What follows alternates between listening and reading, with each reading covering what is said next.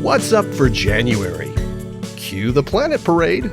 Saturn and Venus cross paths. Mars expresses its opposition. And the outlook for the quadrantid meteors. In January, you'll have the opportunity to take in 4 bright planets in a single sweeping view. All month after dark, you'll find Venus and Saturn in the southwest for the first couple of hours, while Jupiter shines brightly high overhead and Mars rises in the east. Uranus and Neptune are there too, technically, but they don't appear as bright planets. These multi-planet viewing opportunities aren't super rare, but they don't happen every year, so it's worth checking it out. Now, these events are sometimes called alignments of the planets, and while it's true that they will appear more or less along a line across the sky, that's what planets always do.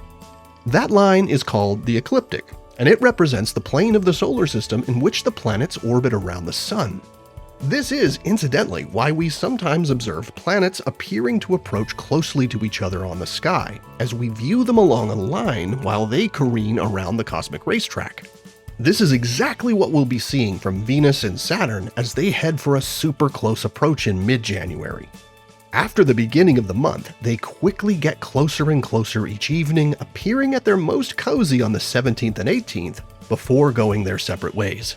Remember, they're really hundreds of millions of miles apart in space, so when you observe them, you're staring clear across the solar system.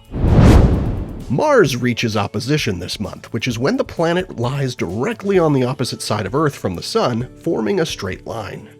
This is around the time when the planet is at its closest to Earth, making it appear at its biggest and brightest.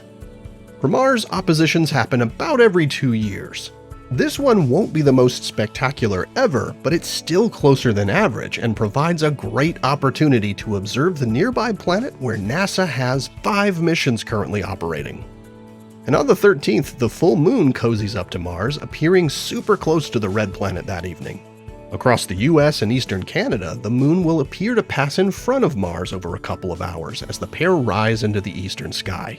Mars will also be the lone planet in the sky on January mornings. You'll find it hanging out in the west in morning twilight. The quadrantid meteors peak in the early morning hours on January 3rd. Interference from moonlight won't be a problem, as the moon is a mere crescent and sets early in the night. The way to see the most meteors is to observe after midnight from clear, dark skies away from bright city lights and let your eyes adapt to the dark. The meteor rate will be highest as dawn approaches, and you'll see more meteors from rural locations than in the suburbs. Now, this is a shower best seen from the northern hemisphere, and observers in the Northwest and Pacific region will likely have the best viewing this year. Here are the phases of the moon for January. Stay up to date on all of NASA's missions exploring the solar system and beyond at science.nasa.gov. I'm Preston Dykes from NASA's Jet Propulsion Laboratory, and that's what's up for this month.